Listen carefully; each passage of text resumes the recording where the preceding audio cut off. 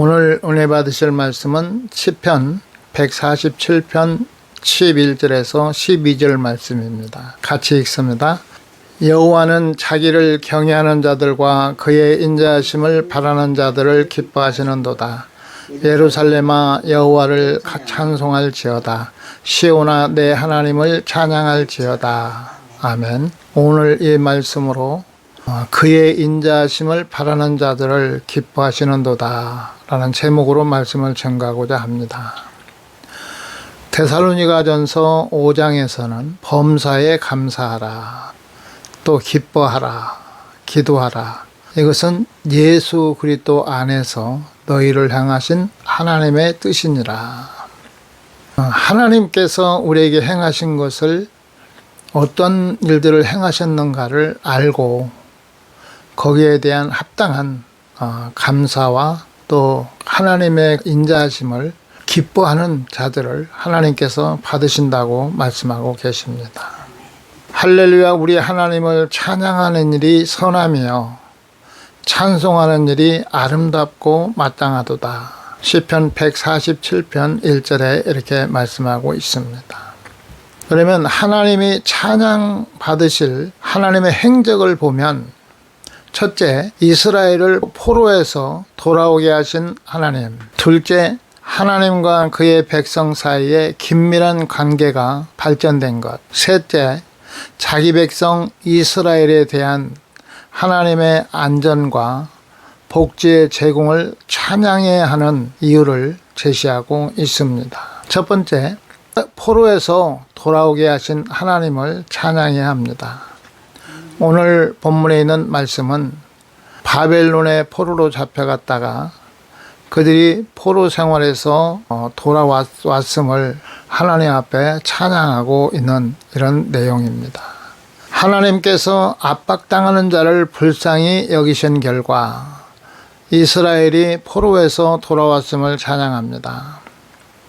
바벨론 포로에서 돌아온 이스라엘 자손들이 에스라와 느헤미야의 독려를 받아 예루살렘 성전과 성곽을 완성한 후에 지어 부른 노래로 추정됩니다. 오늘날 우리들이 포로에서 돌아오게 하셨다. 이런 부분에서 오늘날 우리들이 죄악 가운데서 사단에 묶여있던 모든 곳에서 우리를 자유케 하고 돌아오게 하신 하나님을 찬양해야 됩니다.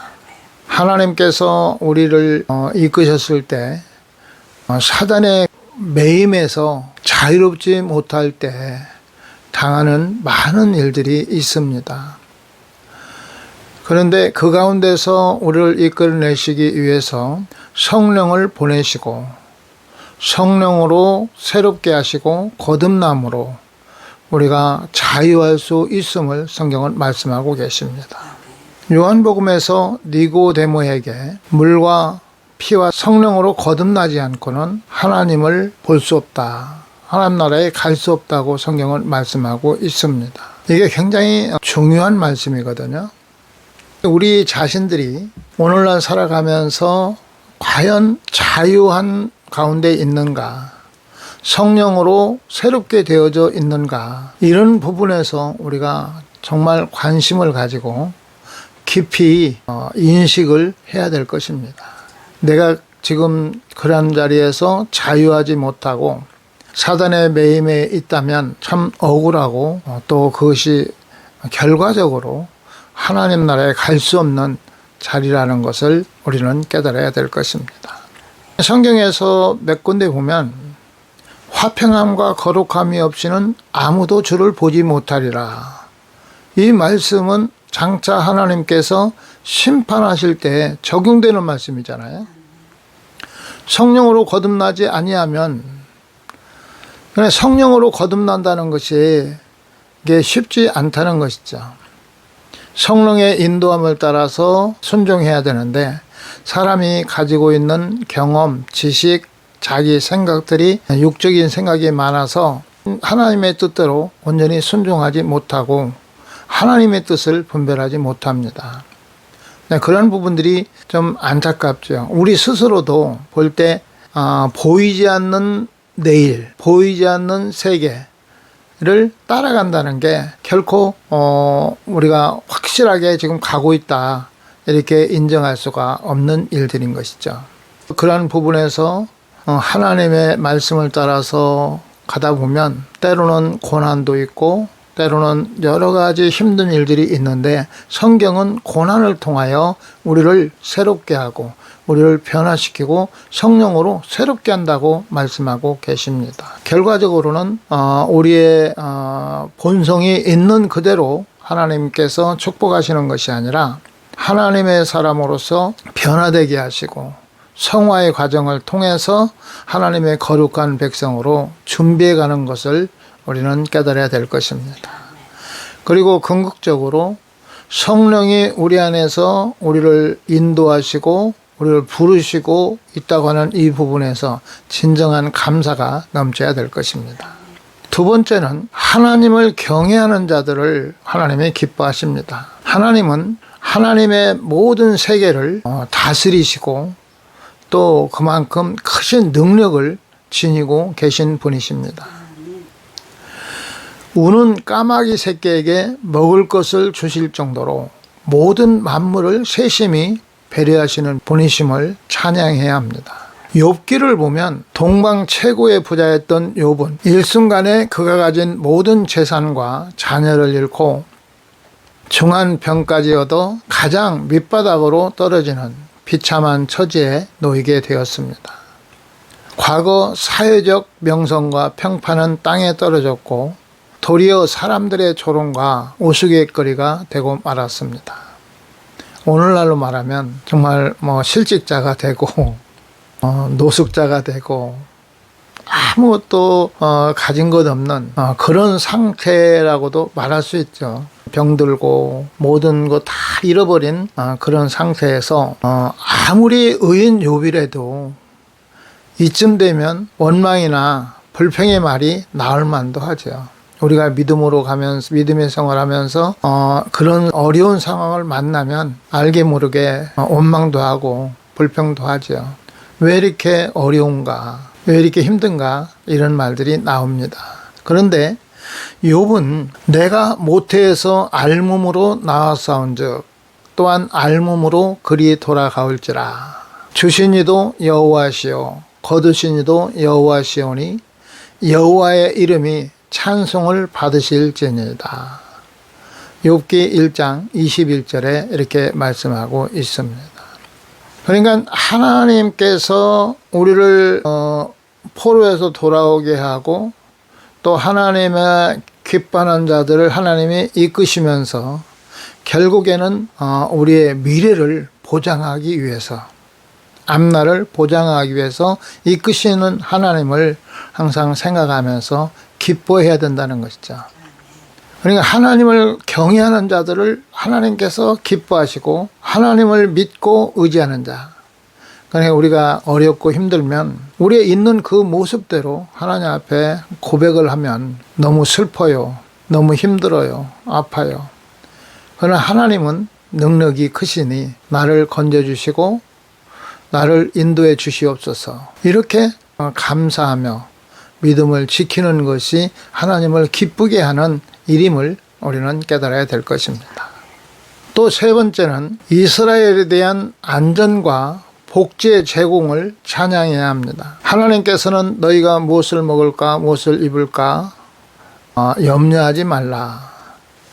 우리의 먹고 입고 하는 거 하나님의 백성들에게 하나님께서 보시기에 견딜 만큼 공급해 주시고 이끌어 주십니다. 없으면 없는 대로 또 하나님이 채워주시고 우리가 너무 풍성해서 하나님을 인정하지 않는 삶보다 부족함으로 매일매일 하나님을 바라보면서 주여 나를 도와주시옵소서.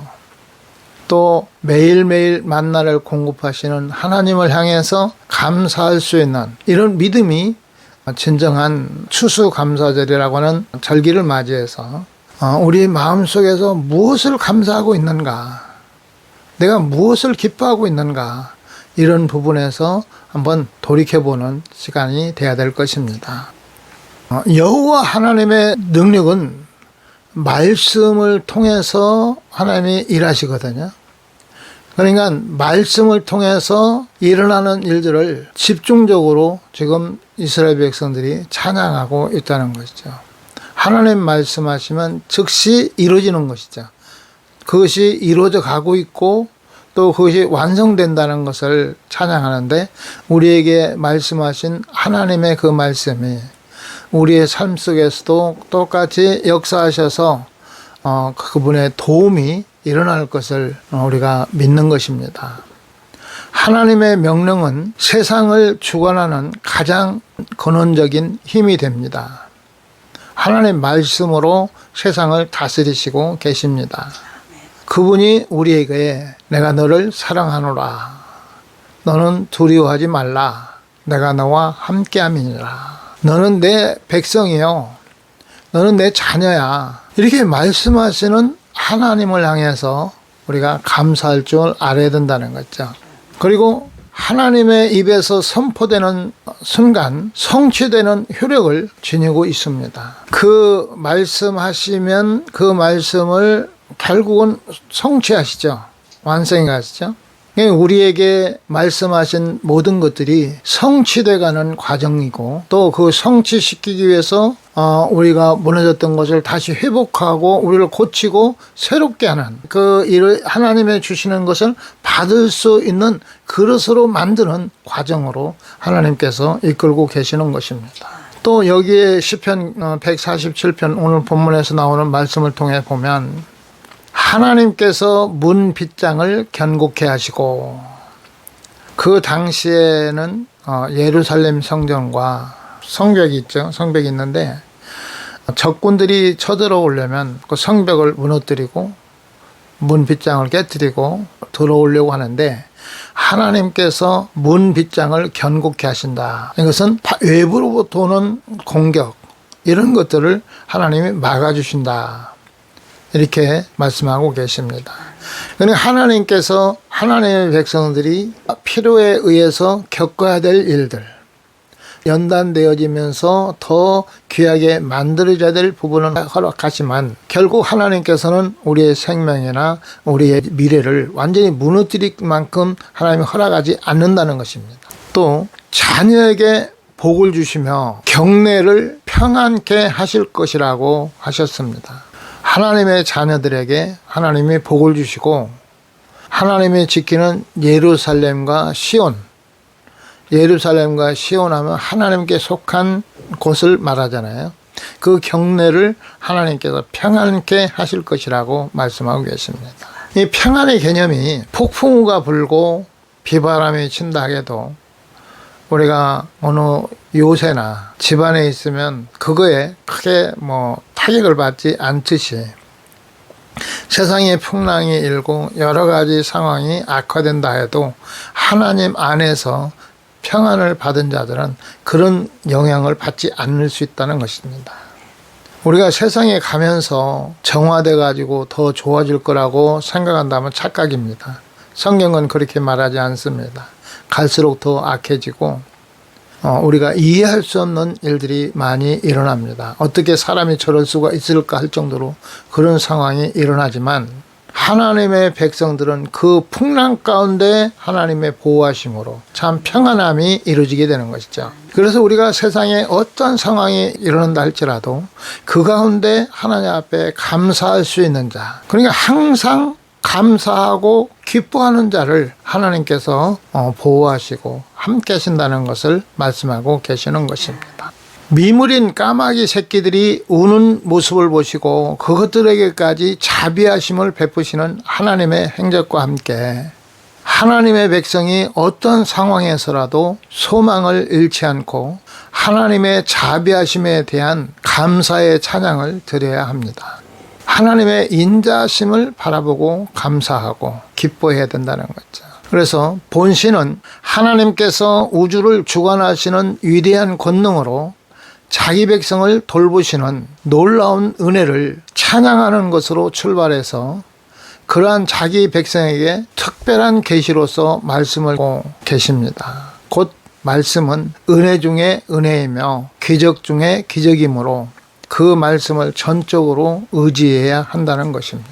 말씀을 온전히 믿으려고 하면 여러 가지 마음으로 방해하고 그렇지 못하도록 하는 것도 있지만, 그러나 하나님 말씀하시면 천지는 변해도 하나님 말씀을 이룬다는 그 확신을 가지고 있을 때 우리가 감사할 수 있고 또 평안할 수 있고 기뻐할 수가 있는 것입니다. 이스라엘을 향한 하나님의 사랑하심을 분명히 보여주고 있습니다. 그 어떤 백성들보다 특별한 사랑을 받았기에 이스라엘은 하나님을 찬양하지 않으면 안 됨을 보여주고 있는 것입니다. 우리가 그 많은 사람들 가운데 하나님의 특별한 사랑을 받았음을 우리가 알아야 됩니다. 세상 모든 사람들이 이런 은혜 가운데 있는 게 아닙니다. 하나님을 알고자 해도 알 수도 없고 믿으려 해도 믿을 수 없는 이런 가운데 웬 은혜인지 하나님께서 자녀 삼아주셔서 우리가 힘들고 어려워도 주님이 말씀하시고 이루하시면 그냥 이루가 되잖아요. 그보다 더 큰 은혜가 어디 있겠습니까? 하나님께서 지금 우리 현재만을 위해서 일하시는 분이 아니잖아요. 장차 있을 그날을 위해서, 그 일을 위해서 모든 것을 준비하고 계시는 것입니다. 그래서 우리가 범사에 감사하라, 이는 그리스도 안에서 너희를 향하신 하나님의 뜻이니라. 범사에 감사함으로 우리 안에서 어떤 불평도 원망도 다 버리고, 우리가 비록 피곤하고 힘들면 힘든 대로 하나님의 도움과 인자하심과 공일하심을 바라보면서 감사함으로 나아갈 때 하나님께서 기뻐하시고 참으로 하나님의 사랑을 더하여 주실 것입니다. 이 사랑이 넘치기를 예수 이름으로 축원합니다.